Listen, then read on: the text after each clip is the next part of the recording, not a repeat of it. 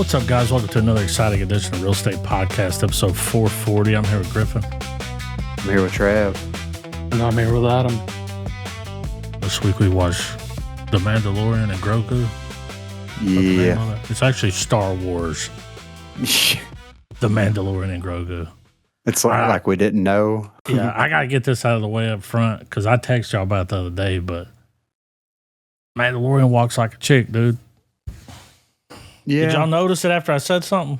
Yeah. Like when he's walking away from the camera, I'm like, why is his legs so close together? Why is his hips doing that? I chalked it up to the armor. Yeah. I mean, it's so heavy, your legs got to be close together. Yeah. But yeah, he's got like two, because I was wondering, is there a girl wearing that armor? Like, but he's got two stunt doubles that do it. Yeah. I mean, the only time he's ever put the suit on is when you see his face. Yeah. He just does a voiceover, and which I knew was going to happen in the movie. I was like, when are we going to see it? Yeah. I mean, you get can't that face money. Yeah. He's like, I'll do it, but I got to show my face. Yeah. Right. Like, oh man, that's going to make people mad. He's like, what if I kill everybody that sees it? It's like, okay, bet. You're on to something. Yeah.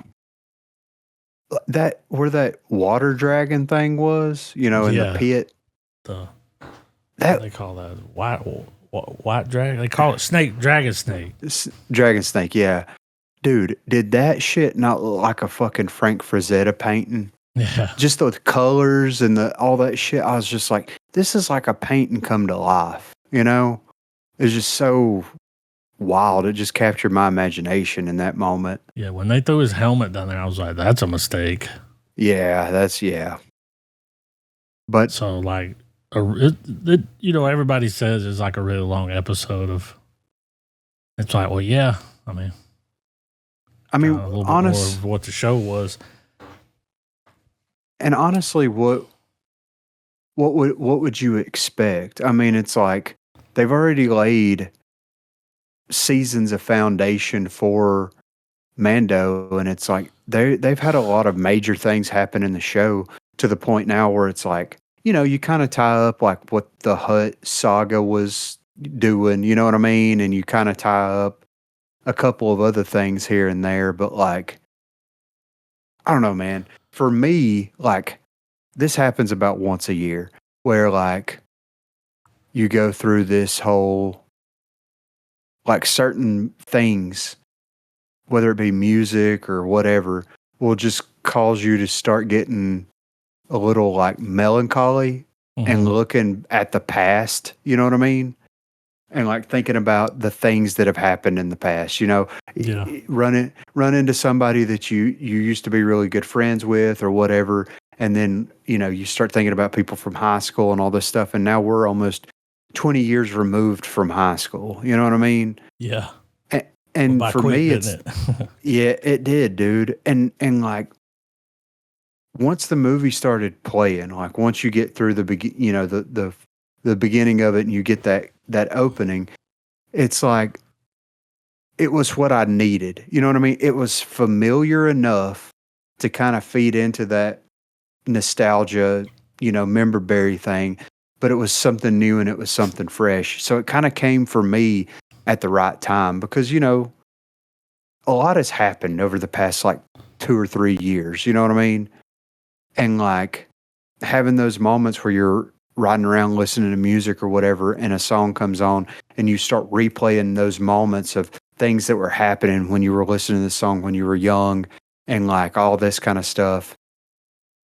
And it coming full swing and full circle back to like, I was sitting in the living room in my boxers watching a Star Wars movie like I was whenever I was 8. You know what I mean? Yeah. So TV quality just got better. Exactly. Yeah. And I'm not upset that it seemed like a really long episode. I mean, well, I will say this though, like, now had I gone to the theater, yeah, I might be like, but I watched it at home just like I did the rest of the series. I mean, it was just like watching more of the series for me. So yeah, I like the series, So I like this. I mean, but if I went to the theater, because like really like the mission, I mean, it's just some side shit. Yeah, right. None of this, I mean, it kind of really matter. I mean, well, we saw Grogu, like, it's like, oh, he can like do when he picked that staff up and was walking. Yeah. He got his little water bottle out, got him a drink and wiped his mouth. I was like, oh, he's motherfucker thinks he's grown. Dude, that part reminded me so much of like in Gremlins 2, the new batch. Okay, we're going full circle. Yeah, dude. Whenever Gizmo is going to have to rescue everybody and he puts the Rambo bandana on and he gets his bow and arrow and all that stuff, I'm like, this is just like, whenever I saw that in Mando and Grogu, I was like, this is just like fucking Gremlins 2. And Gremlins 2 came out in what, 90, 91? Yeah. Something like that, you know? It's like, what the fuck? Yeah, I mean, if I would have went to the theater and paid money to see this, then sure, I could see that. But should they, this is the real question, is like, should they have released this in theaters or should they have just like chopped this up into 2 or 3 episodes? I mean, it could have been almost a season. I will say that, like, just think about it. Instead of doing another season, they were like, here's the whole. Yeah. Here's the whole season. Because, like, they take a season to show us all that shit. Plus with a bunch of extra chuffa. Yeah, right. Yeah. You know, and for me, like, it was, you know, kind of like what Adam said, it was just an extended episode. Yeah, we got the full 2 hours. Yeah. I'm glad I didn't have to sit through a whole season for that. Yeah, same. I mean, and it makes me want a season of them just like each episode, he's going after a different card. You know what I mean? Yeah. A different mark. Like that would be, you know, and it could be like 20-minute long episodes. I mean, the story is the story. Here's a deck of cards of high profile, you know, people associated with the Empire. Yeah. We're going to run them down, and Mando's the one for the job, you know? It reminded me of those 9/11 cards. Y'all remember those? Right. Yeah. The deck of cards that had like Saddam on them and yeah. All the some of them would be black. Whenever she put the black one down, I was like, it's just like, well, they don't have the picture. It's the same. Yeah. I have a deck of those cards somewhere. Bought them at a gas station. I saw it and was like, oh shit, I gotta have that. It's like, I'll raise you Saddam Hussein. Like, I got a full house over here. Yep. Let's see the spread, like, you know? What are you dropping? Let's see it. And I'm like, I got the hijackers. It's like, oh, you know? The wolf guy was pretty cool, right? The wolf guy. Oh, the guy that had the fucking wolf? Yeah, he was like riding shotgun. He's from Clone Hunters, not Clone Wars, right? That I'm not sure. I think he's from one of the other shows. Is that right, Travis? Yeah. Seems like I've seen him before. I've seen clips of him in animated. Who, the other guy that was riding with him? No, the wolf guy, the guy that had the dog. Oh. Yeah, well. He's from something. I think he was from Rebels, which I'm not 100% familiar with. All right, that makes sense. I think that was Jeremy Allen White that played him. The bear. Okay. I think. I don't know. They don't tell you who he plays. It just says he's in it. He's either that or the turd. I think he played Rod. Yeah, I think that's who he played. They're like, his voice did kind of sound familiar. They put that deep. Yeah, that's who he played. Yeah. When they was like, his name's Rada, it was like, I mean, be a little more creative. Yeah. Dude, the way that motherfucker was fighting, though, I was like, shit, he started rolling around like that. I'm running away. Yeah, he ain't gonna catch me. Right? When he would like charge someone, I was like, that ain't even that fast. I mean, he looked like a turd. Yeah. Like a Pepe the meme turd. I like his big move is just to like belly flop on him. Yeah. Bam. Go like, figure, okay. you know? Yeah, like, I know what to do. I'm not like my father. It's like, we get it, dude. Yeah. How many times you got to say that? I'm sorry, bad Bo. When he slid in that taxi, I was like, you can't fit in that. And they give him the big ship at the beginning. They're like, we got you a new ship, but there's a catch. Well, you need the bigger ship for this big motherfucker. Yeah. The little mechanics, funny as hell. Dude, that was so fucking great. They get in that little ship. Me. Yeah. Hey, big guy. He gets, like, when they rescue him and everything, he gets back and he's like, I can't fit on this fucking thing. Yeah. Dude, the look on, you couldn't even see his face, but his body language when he saw that ship was just like, fuck. Yeah, what are we doing? God damn it. And even Grogu was like, the ship, and he's like, yeah, little buddy, you think about this. Like, yeah, like, I can't even fit in the cargo bay. Like, I knew he was going to stay behind. Yeah, of course. Yeah, when he died, I was like, he ain't dead. No. I was sitting there thinking, he better not be dead. How would y'all feel if they would have killed him off right there? I would have enjoyed the movie more. Like a better ending? Yeah. It would have been, it would have raised the stakes. Yeah. Nah, they ain't going to kill off what's one of their golden stars right now. Yeah. I mean, it's one of their bread and butter, so of course. But it would have been wild. It's like now he's on his own, and then he teams up with Rada. Yeah. Because they were like, whatever together. I'd have been like, stay away from the kid, you know? Yeah. Yeah. Protect him. That would have been a wild ending, though. Yeah, right. It's good, though. I mean, at this point, anything Star Wars that's like tolerable, I'm there for it. You know what I mean? Like, what did y'all think about Scorsese's performance? I mean, it was a choice. Yeah. Very stereotypical. He's making the hell. He's like, I don't want your money. I don't know nothing. Yeah. Very stereotypical. But, yeah. Fight scenes were cool. The opening was cool. He's like, oh, hell, the Empire. And then he gets in that thing and they're like, what the fuck? I knew when he ripped that dude's horn off, I was like, that ain't over. No. He ain't going to let that go. I wouldn't let it go. No, dude. Now he's got one wonky horn. Grow these fucking horns, you know? Yeah. I don't think they regrow. It had a pretty high body count, too, considering. Yeah. There's some violence. I mean, yeah, some violence. I mean, you know, once again, it was safe violence. Like the stakes were never really up there. There was never. Well, like even when he's gonna die, you're over here like he ain't gonna die. Yeah, they ain't gonna let that happen.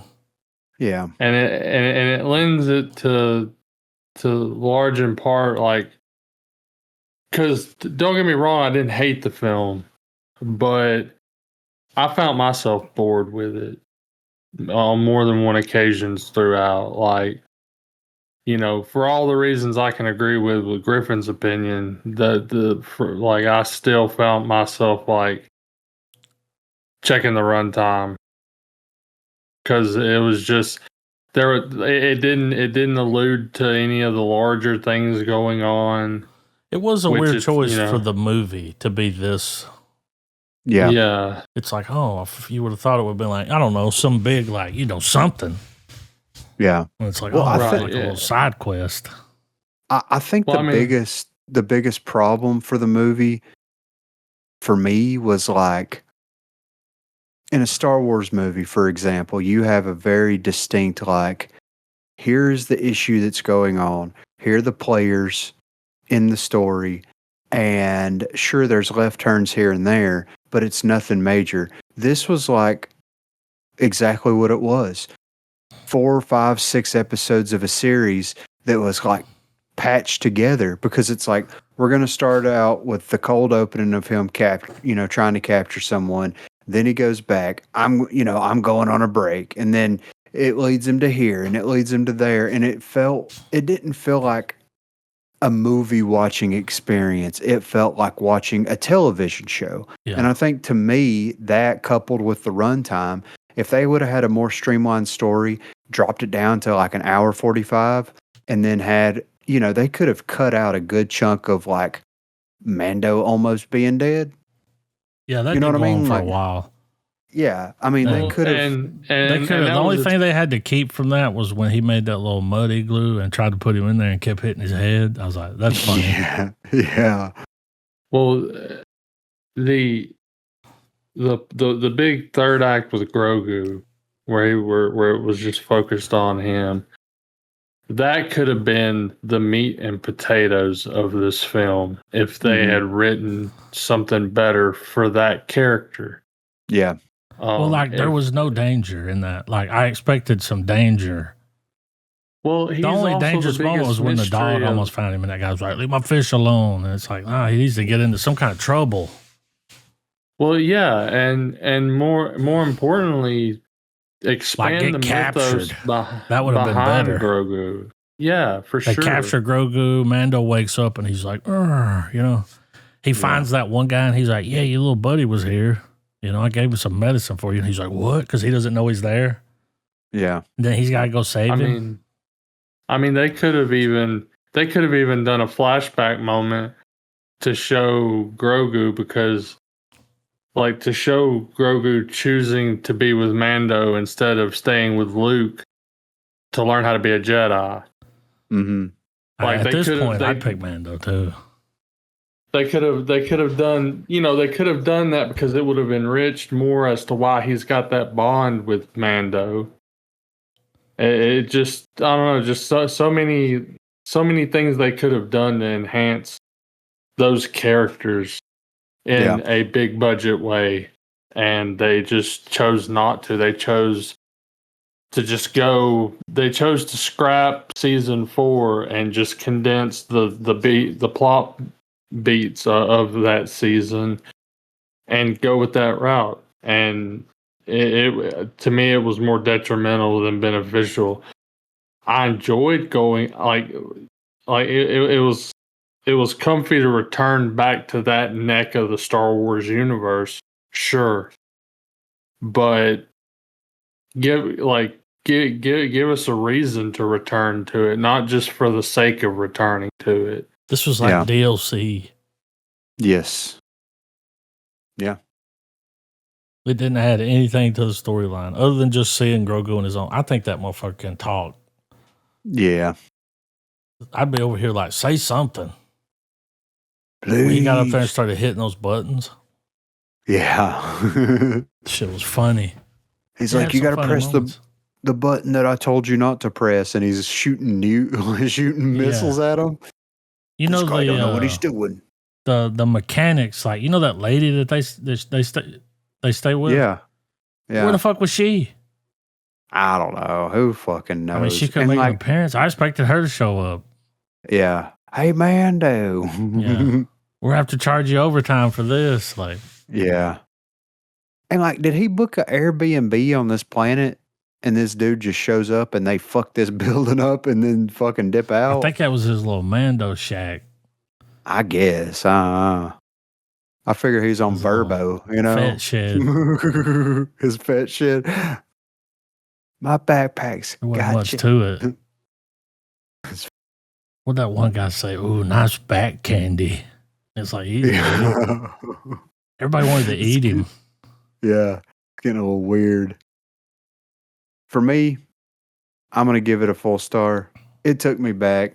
I could see myself watching it again, like whenever I do the full Mando Book of Boba Fett dive. You know what I mean? Yeah.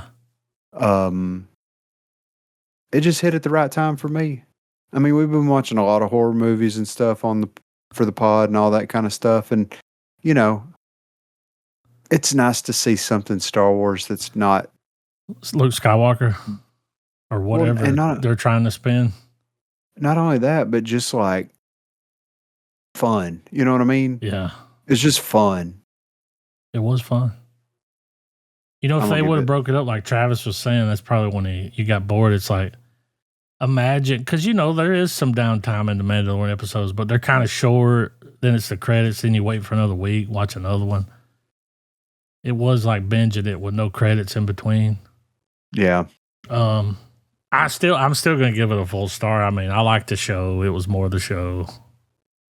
If I would have went to the theater to watch this, I probably wouldn't give it a full star. I'd give it a half. Yeah. Because it's like, this is not a theater movie. No. I don't know why they did that. Yeah, right. Like, what? Well, they needed something in theater, I guess, but like it didn't net the return, right? So like, there's no way. Yeah, so I mean, what was the point? Like, and people love Grogu, but not that much. Yeah. I'm obviously I'm gonna give it a half star. Not because it's a terrible movie, but I do think it had wasted potential. It had some, to me, it had some lackluster time during its, some of its acts, and overall, it was disappointing considering the standard that the show set. At least the first 2 seasons of the show, it didn't quite live up to that caliber. Mm-hmm. But it was still comfy Star Wars. I could see where, whenever it's obviously part of the experience now when you do watch The Mandalorian and everything. Yeah. But yeah, I'm gonna give it a half. I had a good score. Yeah. That score was banging. I can't remember the guy's name. It was in the credits at the beginning of whoever's doing the music, but he's doing that Star Wars music justice. Yeah, right. I think he got nominated for something for that. Speaking of Star Wars, I saw something the other day, and I didn't know if this is real or not. This could be, whatever. But in Phantom Menace, right? You got the duel with Obi-Wan and oh shit. Fucking what's his name? The Duel of Fates or whatever. Darth Maul.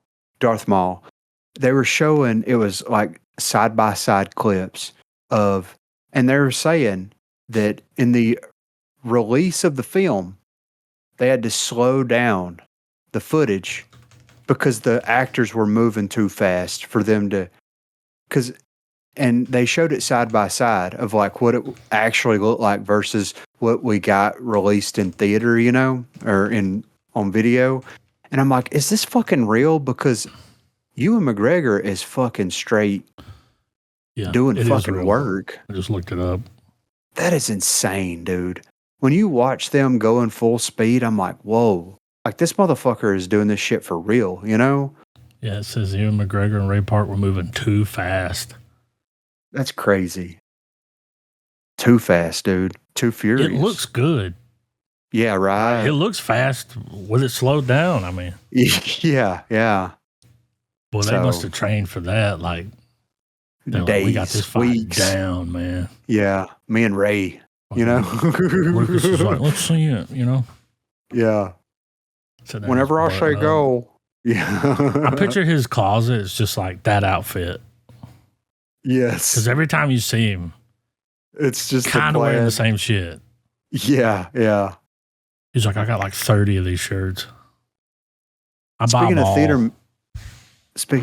of theater movies, guess what's coming to digital on August the 4th? What? And I think we should slot it in. Evil Dead Burn. Damn, that was quick. Yeah. Dude, there's so many movies out right now.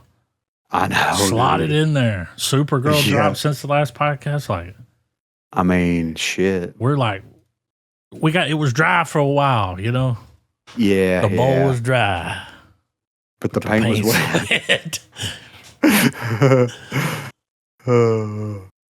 But yeah, I saw that earlier and I was like, oh shit. I mean, even if we, get around to it, I'm probably going to watch it when it drops because I wanted to go to the theaters and watch it. Just haven't had the fucking time, Yeah. Speaking of theaters, I got to tell y'all this real quick, okay? I fucking laughed. This is the story. I laughed so hard. So Sunday, went and picked little man up. We went over to my grandmother's on my mom's side, ate lunch and all that stuff. And then we went to my grandmother's on my dad's side, right? So grandma on dad's side, huge fan of horror movies from back in the day. She goes to the movies at least once or twice a week. She'll go and watch whatever's in. She went and watched the Odyssey. You know what I mean? She like it? And she's like, oh my God. She's like, I didn't know it was like the Harryhausen. And I was like, yeah. Because, you know, she just had no idea. She's like, this is like Clash of the Titans. And I'm like, yeah, exactly. Right. But anyway, she was like, I carried a little man over there and she's like, I can't really pick him up. She's like, I hurt my shoulder. And I was like, well, what happened? And she's like, well, let me tell you what happened. I said, okay. She said, Slay, who was my cousin, was like, Grandma, you love going to watch horror movies. You need to go watch this movie in theater. It's so good. You'll love it. And she's like, okay, what's the name of it? Obsession. Oh. So she went to the theater with one of her friends that she was in the Navy with and watched Obsession, right? And she said that part of the movie where him and that girl go to the park and that chick busts the window open and beats her face against the steering wheel. Whenever she busted the window, she said she jumped so hard that she dumped all of her popcorn in the theater and she thinks she pulled a muscle in her shoulder. I'm like, no fucking way, Grandma. Is that for real? She's like, yeah. She's like, that's exactly what happened. She said, I wasn't expecting her to come out of nowhere. I was like, yeah, I know, right? You know, what was funny about that was when she busts the window and starts banging her head on the steering wheel, and then she puts a brick in front of it. Yeah, right. She brought a brick just in case. She's like, steering wheel ain't working fast enough. Yeah. Hey, I think they're going to cast that guy that was in that movie in The Mummy with Brendan Fraser. He's going to be cast alongside him. That's what they're saying. I'm okay with it. Yeah, he'll be a good sidekick. Yeah, I mean, got that nervous energy. Yeah, right. He's like, you know, he was real nervous in that movie. But yeah, dude, Grandma went and watched Obsession in theaters. You know, I was like, holy crap, okay. But she gets down with it, though. You know. Yeah.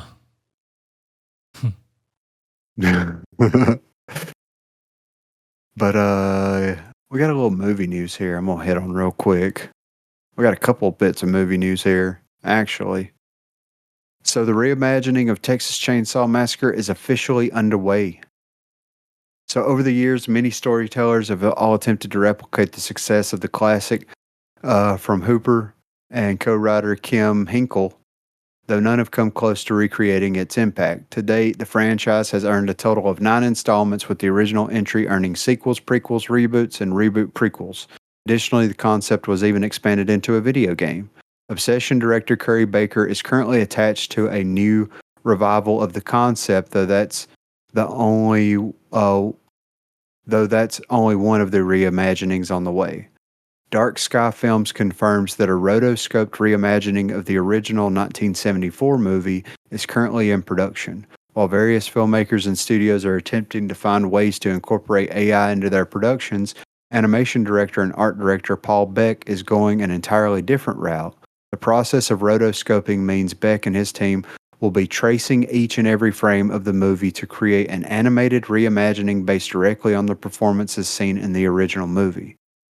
It's kind of like Scanner Darkly. Beck shared in a statement, "The original Texas Chainsaw Massacre is a masterpiece that changed cinema forever. Our goal is to honor its legacy by reimagining it through a timeless art of hand-drawn rotoscoping, giving audiences a completely new way to experience a film they thought they already knew." Other examples of rotoscope films include Disney's Cinderella and Snow White, as well as the movies The Lord of the Rings, Heavy Metal, and Fire and Ice. More recently, we've seen rotoscope movies like Richard Linklater's Waking Life and A Scanner Darkly, on which Beck served as a lead animator. First of all, I watched A Scanner Darkly like a few years ago. Yeah. After I read the book. And it has this weird timeless feel to it. You know what I mean? And if you haven't watched it, that's a crazy movie to watch anyway. My favorite part of that movie is when RDJ comes on that bicycle. Yeah. It's like, where's the gears, man? Yeah. He's like, wait a minute, he's like, we need to go back over there and get the other gears. No, they'll probably try to sell them to me. Yeah, it's like, this is supposed to be an 18 gear bike and there's only 15 gears here. Yeah, that whole, you're like, they're high. For sure. They're too high. You know what I mean? Like, damn. But I'm interested to see what the Obsession guys, take on Texas Chainsaw Massacre is going to be. I mean, look what he did with a little bit of money. So exactly. And here's the thing: keep it low budget. You know what I mean? Mm. Give him like $5 million, and just let him see what he does with it. I mean, it can't be any worse than a lot of the Texas Chainsaw Massacre movies that we've gotten. You know what I mean? So, and then this rotoscoping thing is going to be wild. I mean, I'm here for it. Yeah. We'll see what happens with it, So there's a new Indiana Jones series officially announced after Dial of Destiny flop. San Diego's Comic-Con Lucasfilm Publishing panel on July the 24th, Marvel editor-in-chief C.B.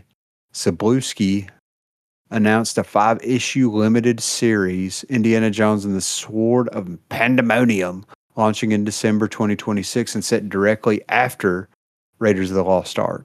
It marked the character's first Marvel comic in over 3 decades. Disney has owned Lucasfilm since 2012 and flooded shelves with Star Wars comics almost immediately, yet Indy never got the same treatment. Even Dial of Destiny was released without a tie-in book, which feels like an odd call for a property this well known. Whatever the internal reasoning was, it seems to have changed. So instead of getting anything else like a series, recasting, anything like that, we're getting a comic series. Oh, it's not going to be a movie? No. I mean, it'll probably turn into a movie. Yeah, I know, right? Surely he's done making those, right? Look, I love Indiana Jones, but let's go out on a high note. Yeah. That last movie wasn't that bad, It wasn't. I mean, dude, even Crystal Skull wasn't terrible. I mean, it got a little it's probably weird. The worst of all of them. Yeah. I saw a thing recently where they were like, yeah, we didn't even want to do the alien thing in it. Yeah. And it's like, that's what the whole movie was about. Yeah. Why did you do it then? I think it was just a shock at the time because I watched that in the theater. And it was like coming off of all that good Indiana Jones and going into that and being like, really, this is it? Like, yeah, I don't know if I'll probably go back and watch it now. It's like, it ain't that bad. Shia LaBeouf's in it. Remember they were like, he's gonna take over. That didn't go anywhere. Yeah. But yeah, so we're getting some Indiana Jones comics, and I mean, there's still interest in the character, obviously. You know what I mean? And if this is the way to do it and do it justice, then why not? But you think he'll make another one? I think if he does, he'll only be in it as a cameo appearance to pass the torch on. He needs to.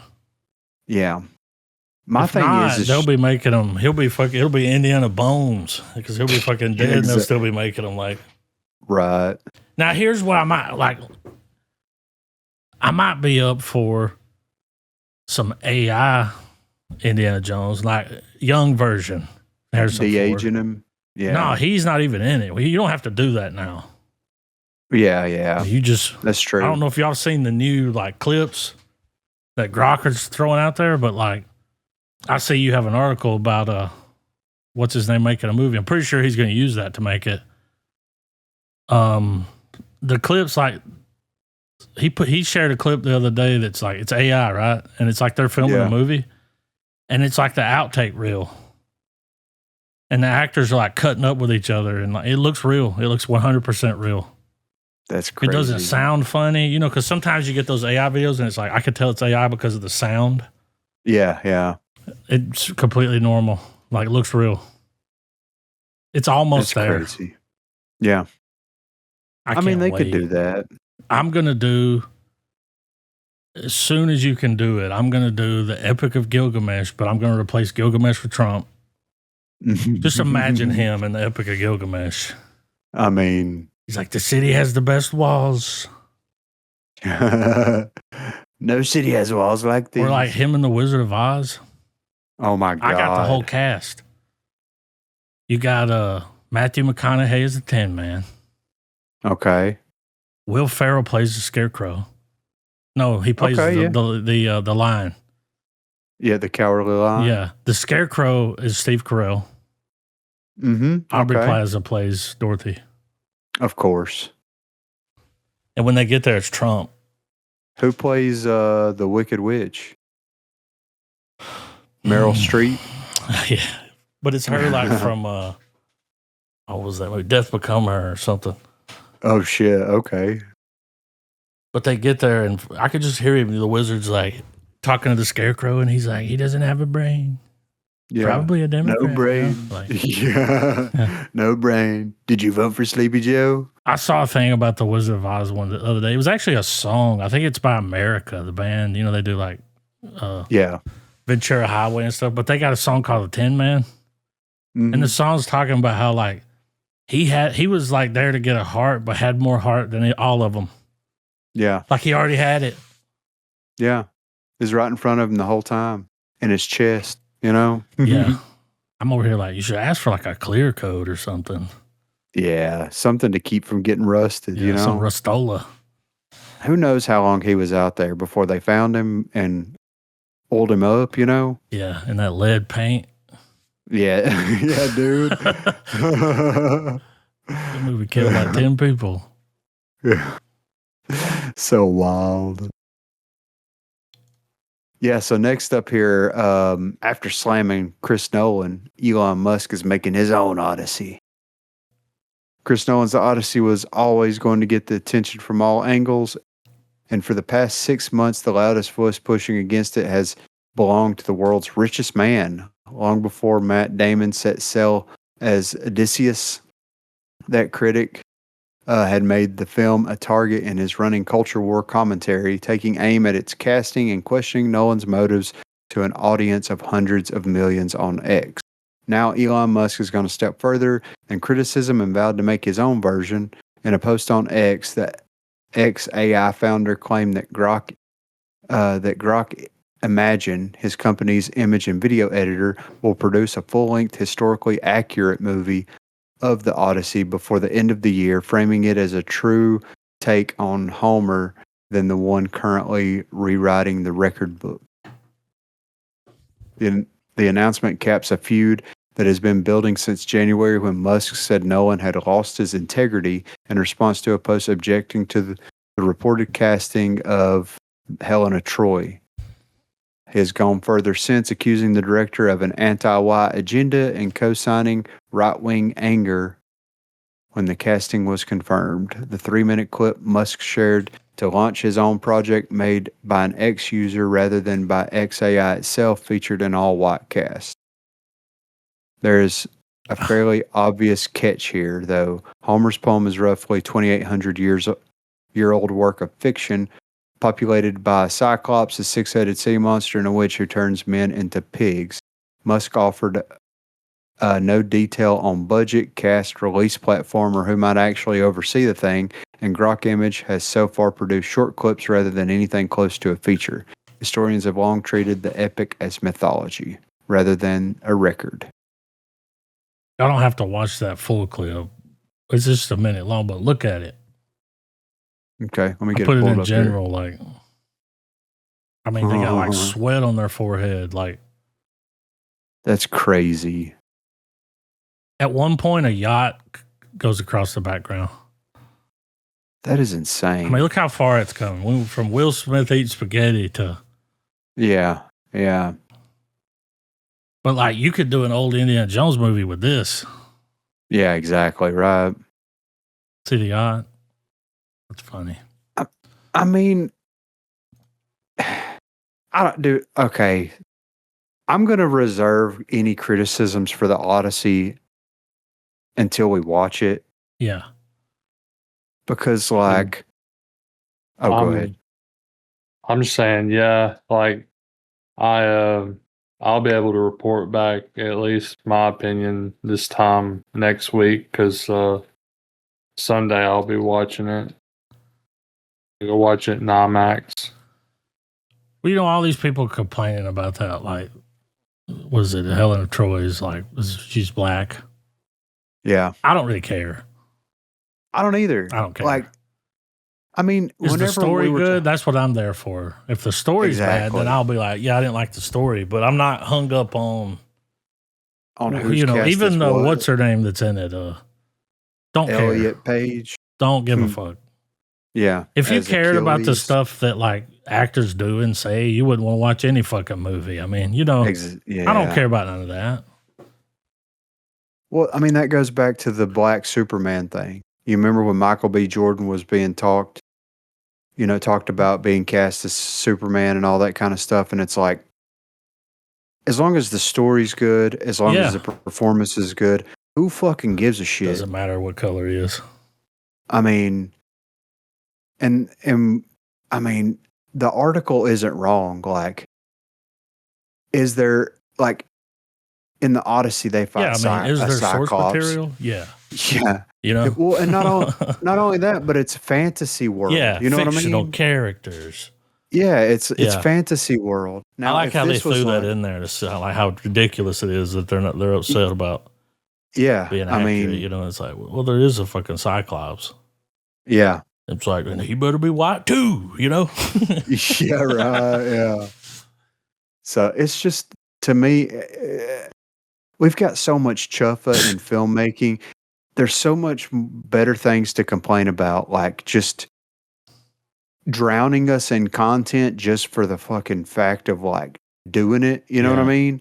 And getting mediocre movies made, and those mediocre movies getting praised for being diverse and all like that. To me is more of an argument than being pissed off at a potentially good movie with, I mean, well, we know why he did what he did. I mean, the Screen Actors Guild or whatever, they've got rules. Yes. You know, the award shows, like, in order to get a movie made now and get that kind of money. Yeah. If you want to be up for an award, which they're going to want it to be up for one if they spend that much money on it, there's certain things you got to do, and he did it. Yeah. You can't convince me that Christopher Nolan made a bad movie. And I hadn't even seen it, you know? Yeah. I know that's not true. Yeah, so it's like the same group of people that are like, oh, they put a woman in it. And it's like, well, wait a minute now. Furiosa was badass. Exactly. Right. It's just give us a good story, present it to us in a great way. You know what I mean? Yeah. I am interested to see the Grok movie, though. That would be to see a full movie done. Because I've seen some crazy clips. Like, you make some, and like, especially like when you describe something and let it design it, it comes up with shit the human mind would never think of. Yeah. It's like in that Backrooms. It's like describing a dog to someone and having them draw it. It's like, that's AI right now. It's funny when you said Michael B. Jordan, he's right here on Twitter. He's going to be the Thomas Crown Affair. He's playing Thomas Crown. I'm sure there's another one where they're like, oh. Yeah. But sure he'll do a great job. Yeah. So Henry Cavill's Warhammer 40K cinematic universe finally gets a meaningful update as Games Workshop makes significant Amazon announcements. So Games Workshop has a number of significant announcements on the Henry Cavill 40K cinematic universe, as well as new Amazon animations based on its tabletop games. After concluding negotiations with Amazon to create Warhammer 40K movies and TV shows in December 2024, Games Workshop has now finally provided an update on the progress of the project. In a financial report, Games Workshop CEO Kevin Roundtree said that Amazon had brought on board United Artists and Mike Flanagan, who, having completed initial outlines, should soon be moving on to script. Vertigo and Warhammer 40K Superfan Henry Cavill remains involved as they have been for some time, Roundtree added, which will come as some relief to those who took the radio silence around the project as a sign that Cavill may have exited his role as steward and star. What happens next? Well, it sounds like it will still be some time before we get firm details on the setting and characters, if work hasn't even begun on a script, and we don't know yet if Flanagan's work relates to a movie or a TV show. Roundtree did say that UA have been decisive and brought their renowned pace and quality to the project, though, so hopefully news will start to pick up. What does the decision to bring Flanagan in tell us about what to expect? He's best known for horror, having created Netflix shows Haunting of Hill House, Haunting of Bly Manor, and Midnight Mass, among others. He's also behind the upcoming Amazon Prime video series Carrie and wrote the first draft of the script for the upcoming DC Universe film Clayface. So it stands to reason that whatever this Warhammer 40K TV show or film is, it leans into horror. If that's true, it could be hugely exciting for fans. The grimdark 41st Millennium is most famous for bombastic battles between space marines and terrifying aliens, but Warhammer 40K has plenty about it that can be considered horror, even body horror, with the horrible Death Guard rotting themselves and everything around them, and daemons of the warp giving everyone nightmares. They did him dirty attaching that picture to the article. I know, right? Dude, I just picture him on set, like painting his minis in between scenes. Yeah, for real, right? Working on his minis while he's filming Warhammer. Yeah. So, I mean, okay, it's great that they brought Flanagan on board, but like, how much stuff is this guy doing right now? You know what I mean? Like, he's got the Carrie series that's going to be coming out soon. He wrote the first draft for Clayface, which I'm sure was reworked into, whatever it was now. The Dark Tower stuff keeps getting floated around. I'm sure that the success of Carrie is going to determine the outcome of that in some way, shape, or form. You know what I mean? Mm. And now he's working on 40K, which, I mean, he's directed some stuff. I know some of the stuff that he's done for Netflix he's directed. I have a feeling he's probably not going to direct anything Warhammer related or Dark Tower related. He's probably just going to let somebody else come in after he does the scripts for him. But still, though, man, like, is he spreading himself too thin? Is he pulling like a Taika Waititi type thing here? Well, he's not directing them. He's just writing them, right? I mean, yes. Taka's trying to write it and direct. That's what happened to him, trying to do it all. It's like, yeah, you can't do it all, man. Yeah. But also at the same time, it's like you have a very, very large dedicated fan base to Dark Tower stuff. You also have the same, if not larger, fan base for Warhammer, right? Oh, I mean, they're going to be brutal. Yeah. So it's like, is he going to be able to provide enough care and attention if he's splitting? Well, the way they're acting, it's done. Well, they haven't started writing. Finished, right? No, they haven't started writing the scripts yet for 40K stuff. Yeah. And I know that he has scripts lined up for Dark Tower. Yeah. But he's had that a long time too. Yeah. But he's been doing all this shit, so I mean, you got to strike while the iron's hot, dude. That's true. Like he's hot right now, and all it takes is one bad movie, and they're like, "Get it? I'm done playing with you, like Woody." Like, yeah, right, yeah. He's trying to get it all in there. Yeah. I mean, there's still some stuff I watched that Midnight Mass. I mean, it was okay. I haven't seen The Fall of the House of Usher. He wrote that too, right? Yeah, and that's based off Edgar Allan Poe, right? Oh, is it? Yeah, I'm pretty sure. Oh, it is. But so, I mean, and he did Gerald's Game. He did Dr. Sleep. I was looking at his filmography the other day. He's got a lot going on. Yeah. I mean, there's a lot of weird in here. Like, there's a lot of those. Yeah. Like horror B movies towards the beginning. Yeah. Right. Like VHS Beyond? Yeah. Which I'm not saying that he's not the right person to do it, because absolutely, based off of like the things that we've seen and all that kind of stuff, is he the right person to do it? I think he would be just as successful as, you never know, man. Anybody else. Might be into Warhammer. Yeah, exactly. He might be painting minis too. He's watching those like 14-hour long Warhammer Lore to Fall Asleep to videos on YouTube. There's a lot of material there. Oh, for sure. It could be a pretty epic movie. Yeah. You know how Henry Cavill is of? He's like, no, you're fucking it up. Yeah, I'm not going to do that. Yeah, I'm fucking done. Call the studio. I'm walking. Yeah, the fuck out of here. So, but yeah, I mean, I'm interested to see what happens. I'm more interested to see, Dark Tower stuff, because I'm more into that than Warhammer, of course. But if he can make it work, then more power to him, Good for him. So, R-rated Batman movie officially confirms 2026 release date and new trailer. So Warner Brothers has released a new trailer for Batman Nightfall Part 1. The trailer reveals that the animated film will be released digitally August 25th. It will be released on physical media formats like 4K Ultra HD, Blu-ray, and DVD. On September 8th, Batman Nightfall Part 1, Nightfall, will screen at San Diego Comic-Con ahead of its digital release. See the trailer below. Nightfall is an ambitious 3-film adaptation of the 93-94 story arc published by DC Comics. The storyline saw Bane breaking Batman's back, leading to the vigilante Jean-Paul Vallée Azrael to take on the mantle of the Batman, while Bruce Wayne built his strength back up. The story served as an inspiration for Chris Nolan's Dark Knight Rises.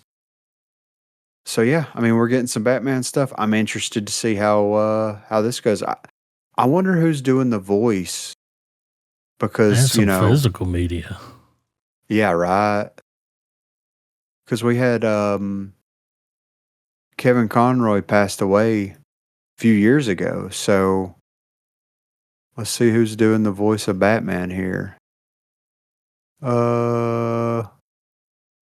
Anson Mount. Who? I don't know who that is. Anson, Anson Mount, Mount. Let's see. He was in Star Trek: Strange New Worlds.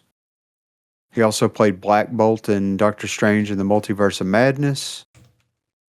Okay, I know who this guy is. He did the voice for Batman in Injustice in 2021, the video game, or the. He was Bohannon on Hell on Wheels. Dude, this guy, like when you tell AI to just make like a regular looking dude. Yeah, right. It looks like this. He's got a lot of voice work under his belt. So, but yeah, so that's Batman, R-rated Batman. Yeah, right. So I'm interested to see. I love watching the animated stuff, so why not? It's gonna be fun. So Paramount drops a bombshell decision as Warner Brothers merger faces major hurdle. So David Ellison and his Paramount Skydance company have been grabbing headlines for months following its hostile takeover attempt at Warner Brothers Discovery. After Netflix bowed out, Paramount stood victorious but faced substantial pushback. Thousands of entertainment industry professionals signed petitions against the merger. The revived Committee for the First Amendment, led by Jane Fonda, hit the ground running by holding listening sessions and events. Most recently, about a dozen states filed lawsuits to stop the merger, citing the Clayton Antitrust Act violations, which focused on competition concerns. Problem for Paramount is that Ellison had promised Warner Brothers that he will pay a ticking fee for each day beyond September 30th that the deal doesn't close. While the merger has now been approved by European regulators, pressure continues to mount in the United States. If not closed by the end of September, Ellison's company will be paying out $6.9 million per day, a lofty number and likely a show of confidence that he felt the deal was certain to close by the deadline. Ellison dropped a bombshell today that leaves many questions unanswered. Given the multi-state lawsuit and injunction granted by a federal judge to pause the merger for a short time, Ellison has agreed not to move forward with the acquisition until the parties are satisfied. This will likely mean a trial. As The Hollywood Reporter revealed, a Paramount representative reported that the company believes the agreement creates a direct path to a trial based on the evidence. Of course, with the top political connections that Ellison has used to court power to make this deal move in the first place, we can bet that there will be more details coming soon. Paramount's statement continues. This is the fastest and clearest way to prove that this transaction is good for competition, good for consumers, and good for creators. A conclusion dozens of competition authorities around the world have already reached. Plaintiffs' market definitions bear no relationship to the realities of today's marketplace and cannot withstand scrutiny. We look forward to proving our case at trial. What's most staggering is that Ellison's company not only feels confident at trial, but seems unconcerned about paying nearly $7 million per day for almost 9 months if this trial drags on. Maybe Ellison has a legal backdoor that will allow him to pause the clock if they go to trial with the government. What this means for the rest of the industry is difficult to say. Box office numbers have been promising this summer, which has many top executive excited. What this means for the time being is that the successful teams at both studios will continue operating. Paramount Plus and HBO Max each have a killer group of executives running these shops. Neither company needs the other, so let's hope that the studios and streamers continue producing great content while the suits take up their legal battles in the courtroom. He dropped a bombshell, dude. They're just not going to let him have it. They're going to drag it out and try to bankrupt him in the process.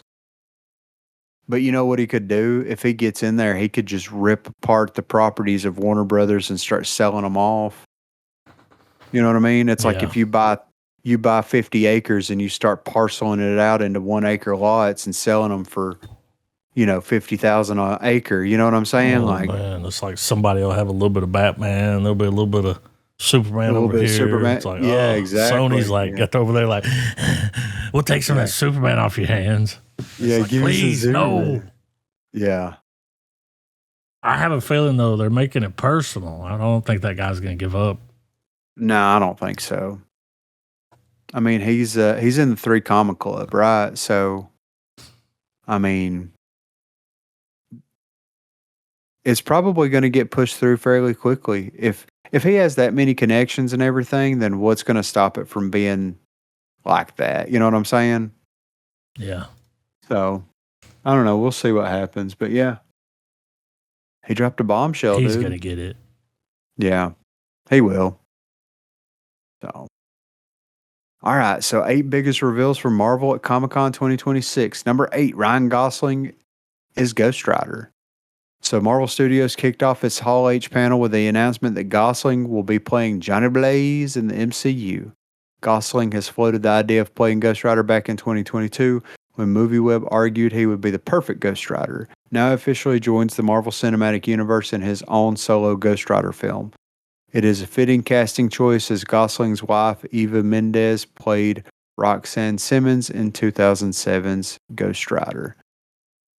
So what do y'all think of the Goose playing the Ghost? I mean, I'm here for it. It's crazy that we're going to get a Ghost Rider movie before Blade. You know what I mean? But that's neither here nor there. I mean, if they're not going to bring back Nick Cage, I'm all right with it. I have a feeling we'll see. Yeah, I think they're going to bring everybody back. Yeah, might as well. But yeah, that's number 8. Number 7, Sean Levy's going to direct Ghost Rider. So Ghost Rider will serve as a reunion film between Gosling and director Sean Levy, who is signed on to direct. Levy and Gosling currently working together on Star Wars Starfighter, set for release in May 2027. Levy himself previously directed the film Deadpool and Wolverine. Marvel Studios also confirmed that Ghost Rider will debut sometime in 2028, but did not confirm if it is set for the announced May 5th and July 28th dates the studio has untitled films set for. So I'm okay. I mean, Wolverine and Deadpool, or Deadpool and Wolverine was good. I'm interested to see a Star Wars film. So It's a safe bet. Bring somebody in that's familiar with it, you know? Mm-hmm. Number 6, Doctor Doom has Latvian witches. Ooh. On the floor of San Diego Comic-Con, Marvel Studios presentation featured the debut of 3 figures in Doctor Doom-like outfits labeled Latvian witches. 3 witches were wearing purple, gold, and green outfits. This has many led to speculate these witches will be unmasked by the end of the film as official MCU characters in the big dramatic reveal. This could be how Elizabeth Olsen will return as Scarlet Witch, perhaps. Man, I remember at one time I had 3 Latvian witches, and that shit just did not go good at all. You know, like, God. When I think of something, you know what I think of when I think of like a situation like that? You remember in Dracula Dead and Loving It? You remember, you remember this movie? Yeah. All right. Whenever dude's laying on the bed and Dracula comes in there and he brings his bride, it's in there, and they're floating in there and they're making that high pitched noise, and he's like, "Get out!" And then they just stop floating and they just walk out, you know, like all pissed off. That's what I think of every time I hear something like that. I don't know why. I've got that on my Plex. I haven't watched that in a long time. That's a fucking hilarious movie. I've been putting movies like that up. Like I put a Loaded Weapon 1. You remember Oh, shit, dude. Yeah, dude. Emilio Estevez. Fucking camper, and it's like a fucking mansion. Yeah, dude. Yeah. And the parody movies back then were just so much like Hot Shots and was it Major League? And yeah. You never seen Hot Shots? Oh, yeah. I've seen Hot Shots. Yeah. That part in Loaded Weapon where they show up on the beach and that helicopter shoots his fucking trailer for like 45 minutes, and then fucking Bruce Willis, he's like, "It's the wrong trailer. It's the next trailer. Got the wrong guy." Well, now we know how Wanda's going to show back up. Yeah, it might be 3 Wandas, you know? Oh, God. Yeah, could you imagine? I mean, I can. Number 5, Doctor Doom and Fantastic Four have history. Ever since the announcement that RDJ would be playing Doctor Doom in Doomsday, many have wondered if this version of the villain would have any connection to the Fantastic Four. Despite Doctor Doom debuting in the mid-credit scene for Fantastic Four First Steps, it was still unclear if the villain was native to Earth 828. However, the sneak peek footage at San Diego Comic-Con had Sue Storm say she always knew he was dangerous, but never realized how broken he was. This all but confirms that the Doctor Doom in Avengers Doomsday is a foe to the Fantastic Four. Number 4, Haley Atwell officially returning. After it was confirmed that Chris Evans would be returning as Steve Rogers in Avengers Doomsday, many wondered whether Haley Atwell would return as Peggy Carter. Atwell was not part of the official 2025 cast announcement, and so far has been seen in none of the marketing. Atwell was confirmed to return in Doomsday at Comic-Con during the Hall H panel, joining the main cast. Number 3, Black Panther 3 sets release date. The last major announcement for the MCU regarded Black Panther 3. Ryan Coogler, director of Black Panther 1 and 2, confirmed Black Panther 3 is officially set to open in theaters on December the 15th, 2028. The film will be part of Marvel Studios Phase 7. The news of Black Panther 3 also came with a major revelation about the story. The movie will focus on an adult version of T'Challa Jr., who the audience met at the end of Black Panther Wakanda Forever. So yes, number 2, Black Panther. Ever since the tragic passing of Chadwick Boseman in 2020, Marvel Studios made the decision not to recast the role of T'Challa. Instead, the sequel passed the mantle of Black Panther to Shuri. Now, Black Panther 3 will focus on T'Challa Jr., who was introduced at the end of Black Panther Wakanda Forever. David Johnson, who appeared in Alien Romulus and The Long Walk, is set to play T'Challa Jr. in Black Panther 3. How T'Challa Jr., who was previously a child no older than 5, will now be an adult remains unclear. What is clear is that the trilogy will each focus on a different person taking up the mantle of Black Panther. That was a while ago. I mean, by the time this comes out, it's like, also, he did great in both of those movies. Yeah, exactly. So he looks like his son. Yes, I'm excited for this casting, and honestly, having a young Black Panther that's like, because think about like in the first Black Panther film, it was a fucking disaster, right? And the thing that they were trying to do was show that like he becomes Black Panther, he's learning the ropes of becoming Black Panther, but we got Black Panther in Civil War before we got the standalone film, right? So he was already Black Panther whenever we first met him, and then we're going to roll back the clock and we're going to see someone that we already have seen at his peak, more or less, go through his paces, and it was just a jumble fucking mess. This sounds way more interesting to me than what either of those two other films were, because it's like Shuri didn't care for her as Black Panther. She, just wasn't a right fit to me for Black Panther. Yeah, she's like, how what's the 007 guy's like tech dude? Yeah. That's what she is. Q. Yeah. So this is exciting because it's like you had a great Black Panther that passed away. Like, they kind of tried to do that in the first one with, Black Panther's dad, the previous Black Panther dying because of the events of Civil War, this, that, and the other, XYZ, blah, blah, blah, whatever. This seems like it's going to be what they tried to capture in that first movie, but maybe more fully realized. And that's what I'm hoping for. That's exciting for me. Because seeing him go through his paces and hopefully they do it right. I'm not a fan of Coogler, but we'll see, Last up, nothing about the X-Men. So despite Marvel Studios confirming Jake Schreier would be directing X-Men back in 2025, the studio did not make any announcements regarding their reboot of the popular Marvel team.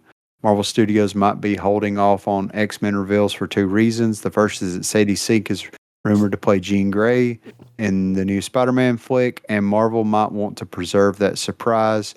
The other is to not overshadow the reveal of the returning 20th Century Fox X-Men and Avengers Doomsday. I don't think that if they announce something X-Men centric, I don't think it would overshadow that. I think that they're going to reveal some of the new X-Men in Secret Wars or Doomsday. You know what I mean? Yeah. So that would not surprise me whatsoever. I think that they're just going to be like, yeah, we're going to have a new Wolverine, and you're going to know about it when you see it on the screen with everybody else, Yeah, I'm all right with that. So, yeah, for sure. So, kind of a lackluster Comic-Con for Marvel, Mm-hmm. Like, we got yay for, Ghost Rider. Doctor Doom has witches. Doctor Doom knows the Fantastic Four. Well, he was in the movie. Yeah, and exactly. Like, he's got a history with them. And it's like, yeah, he's in the fucking movie. He steals their ship, right? Didn't he ride off from their ship or come riding up in one? Well, he was holding Franklin. Oh, yeah. Whenever, yeah. But the ship shows up at the end. They're like, who's that ship? At the end of Thunderbolts, yeah. Oh, that's what it was in. Yeah, and it had the four on the side of it. Yeah. Yeah, so... But then Black Panther 3, interested in that, hoping that Coogler actually has, if he's writing it, I'm not excited about it, but maybe he's grown. Yeah, maybe he's grown as a writer. We'll see. I mean, Sinners was kind of a letdown. The Black Panther movies have kind of been letdowns. I haven't been impressed with anything he's done, so maybe we'll see. And then, of course, no X-Men. It's like, I mean, I don't know, whatever. So he is the writer.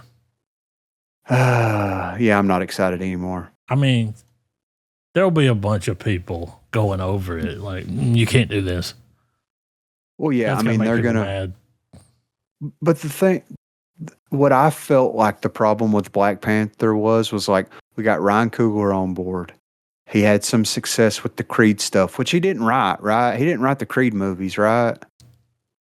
I'm not sure. He directed them, but I think fucking Sly wrote those. I'm sure he had something to do with that. Yeah, so him and they wrote it together. So he added some. I mean, hell, you could change a line and then get a credit. Yeah, exactly. Yeah. I mean, when we look at his writing credits, there's some shorts. Fruitvale Station, don't know anything about that. Creed, I mean, he co-wrote that with Sly. Black Panther, not great. Black Panther Wakanda Forever, not great. Haven't watched Creed 3. Sinners, not great. So, like, I'm not excited about, you know what I mean? About what he's doing there. But hopefully I'll be pleasantly surprised. But yeah, that was all the movie news that I saw. Did y'all see Ryan Reynolds walking around Comic-Con? He was dressed as Deadpool, right? Gray suit. Okay. Like went out and like did nobody knew it was him. He was just out there walking around taking pictures, like, you know. That's awesome. And then come out at the panel, you know. And people were like, what? Like, that's one way to stand out in a sea of Deadpools. Exactly, right. I was like, wonder why there's a gray outfit. He wore a great outfit in the comics from time to time, but that would be but that's tying into something. Yeah, exactly. You know, him coming out in that saying something like, yeah, which maybe they'll put him in the gray outfit in Secret Wars or Doomsday. And it's like, how does people not recognize? You're out there, like, you run into him, and it's like, damn, man, that's a fucking screen accurate. Yeah. Deadpool how much do you spend on this? Yeah, right. Oh, this whole thing? Yeah. That was pretty cool. Yeah. Him out there walking around. Yeah, right. Kevin Smith did the panel. Oh, they did. Yeah, for Spaceballs. Rick Moranis came out. Didn't he get a standing ovation? Of course he did. And the way they were like looking for him, they were like, we're looking for somebody. They had the guys come out with a comb in the audience. No shit. And they were like, look under that helmet. And this one helmet raised it up. And it was a little kid. And they were like, that's not him. And then finally he stands up and he's like, ah, you know, and went up on stage. And it was like, he's like, I'm coming out of retirement. I'm going to be in the movie. I fucking love Rick Moranis. I do too, man. That's like, you're talking about your childhood. Like, yes. Could be like, the movie would blow if he's not going to be in it. Nah, dude. He, like, it's like, dude, come back. That movie is Rick Moranis. You know what I mean? Yeah. And he doesn't look that, you know, like he even when he was young, he looked old. Yes. So now when he's old, he looks the same. Yeah, pretty much. It looks like they froze him and dyed his hair gray. Yeah. That's where he's been. Yeah. He's like Austin Powers. They're like, bring Moranis out. Yeah. Box office sales are not doing good. I'm surprised. If he comes back, they may do another Honey, I Blew Up or Shrunk the Kid, you know. Yeah. I'm surprised they haven't tried to redo that. Yeah. I want him to do a Strange Brew. I know that's deep. You know what I mean? Yeah. That's a deep cut, but still, though. I'm sure his partner would be down for it. Oh, for sure, right. Take off, you hoser. But yeah, I'm ready for some trailers, man. I know we got a bunch. I know we got some good stuff here. Bettina Sugar. We do have some good ones here. Matchbox. Blade Runner. I've seen the Ebenezer. I haven't watched the trailer, but I've seen him in the. Did you see him at Disney World, like talking to people? No, I didn't see that. He was at some theme park. I don't know if it's Disney. I've just assumed it was, but yeah. They have some kind of ride, you know, and he's the one. Like usually, the guy comes out and talks to him, and it was him. I don't even think people realized it was him. But I'm over here like, clearly that's Johnny Depp. Like, yeah, it's like, what are we doing? I hear the voice. Yeah. Another Jumanji. They just dropped this trailer like 2 hours ago. Oh, yeah. Okay. It right here. Okay. Another Jumanji. That's what they should call it. Yeah. Open world. That's the kid from freaking, what you call it? They're still in the game.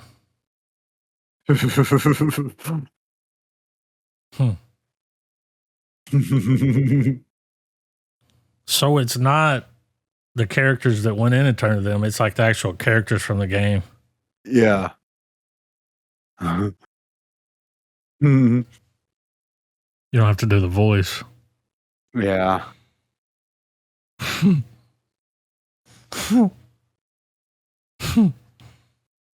I don't think I've seen. How many? Is that the third one?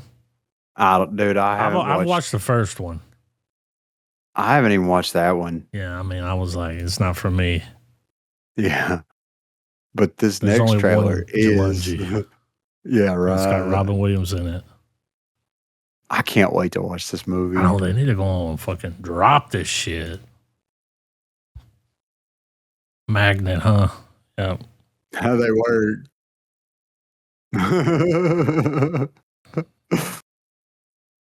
It's a terrible company name.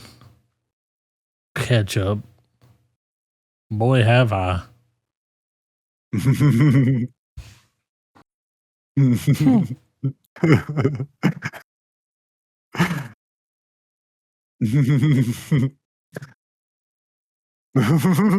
Thank God.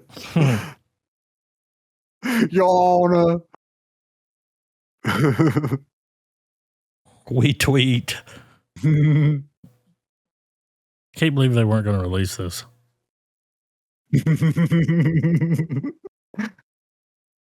I can't wait. They were going to shelve that. They did. It's crazy, dude. It's such a genius idea. Yeah, having the you always see those commercials. Like, have you been injured in an accident? It's like, well, was it an accident? I mean, it's like somebody watched Better Call Saul and they're like, oh, imagine that crossover. Yeah, right. I'm the one who knocks. It's like, oh God. We got Ebenezer. Oh, it's Paramount. Johnny Depp's at it again. Don't say Willy Wonka. They're not. So, this is what I'll say about it. I think they missed an incredible opportunity here to do like a seriously dark, gothic telling of this story. Burton in, Yes, and like lean heavily into the absurdity of what it is. Like I'm sure it's going to be fine. I'm sure it's going to be whatever. But like they could tell that story and make it super dark and interesting. You know what I mean? Like, yeah, because it is dark, But anyway, I mean, it kind of sort of looks like that's what they're gonna do, though. I mean, do you see the way those ghosts look and just the overall design of the movie? I mean, I know we got silly bits and shenanigans, but it kind of looks like when you peel that layer back, that's kind of what we're probably gonna get, man. I'm hoping that's what we get. I'm hoping they put all the goofy parts in the trailer. But like, because with Johnny Depp, it could go either way. Like Sleepy Hollow, right? I watched that movie a lot growing up, and like it got dark in a lot of ways, but it was also had a little bit of a lighthearted humor it was to it campy. in some ways. It was super campy. Mm-hmm. So I'm hoping that it kind of leans heavily into that, but I want somebody to take that story and do like a super dark, twisted, fucked up. You know what I mean? Mm-hmm. That's what I want. But that's just me. Blade Runner. All right. 2099. Is the goose in this? I don't think so.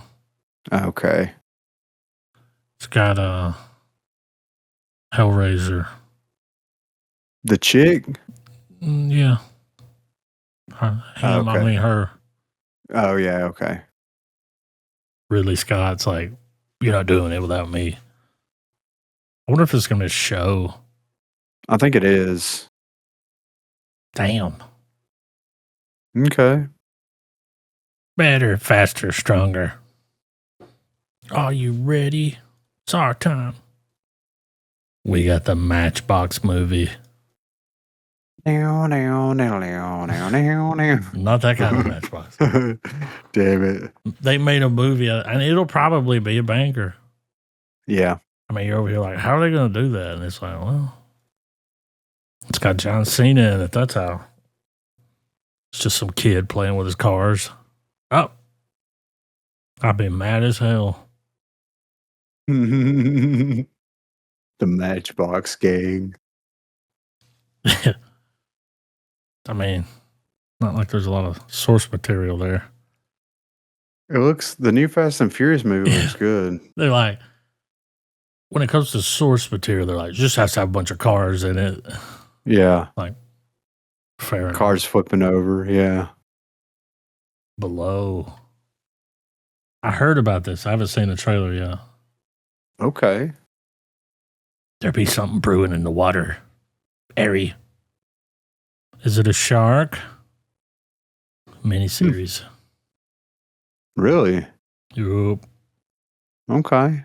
I'm glad dude's coming back. Yeah, it's like, this is what happened. This is the dad after that one movie, you know? You're right. He pulled a Dexter and he freaking went to some coastal town. I thought that one He's logging. familiar. It was fucking dude from Stranger Things. It was him. Jonathan Byers. Yeah. Oh, JB, Jonathan Byers. Carrie. Another Prime original. He was on drugs when he wrote it. Yeah, right. That's why you don't bully. Yeah. I'm probably gonna read that next, so I'm interested. This is like the 5th time that they've done Carrie, though, you know? Yeah, I don't think I've seen that movie they did last. This is based off of a book, too. Neuromancer. Is that Harry? Better than the Blade Runner trailer. Yeah, for sure. Ooh. Clayface. Why does he look like freaking... Every time I see this picture of this dude, he looks like freaking Tom Cruise from Vanilla Sky with that mask on. Yeah, dude. Put it back on. Little flaming lips here. Well, don't be surprised that it worked.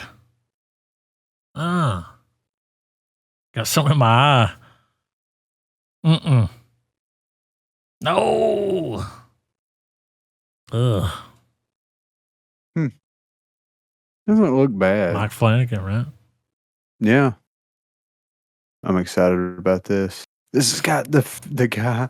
I didn't know that the guy from freaking I, Tonya was in this. Paul Walter Hauser. Oh. Yeah. We got the trailer 2 for Zach Cregger's Resident Evil. Nope. Ooh, close the door. It pays double. Why is it green? Shit. Some extra pieces. Just keep going. See, she got up. She's fine.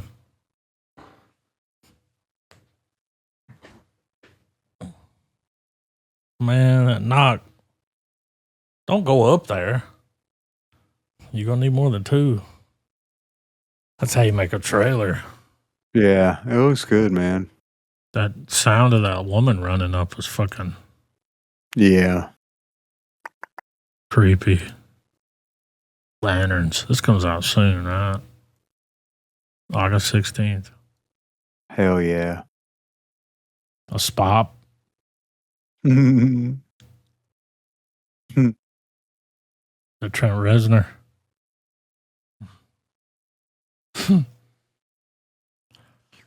Sheesh. Cool party trick. I like this version of the grizzled hell. I'm excited. Yeah, I wish they would drop all that at once. Yeah. I kept it short. Is that dude naked? Waked. Our favorite game to play, Guess the Plot. That guy had an iguana on his head. He did. He was floating too. What the fuck is happening? Guess the Plot. He didn't choose destiny. Destiny chose him. Golden Megastar?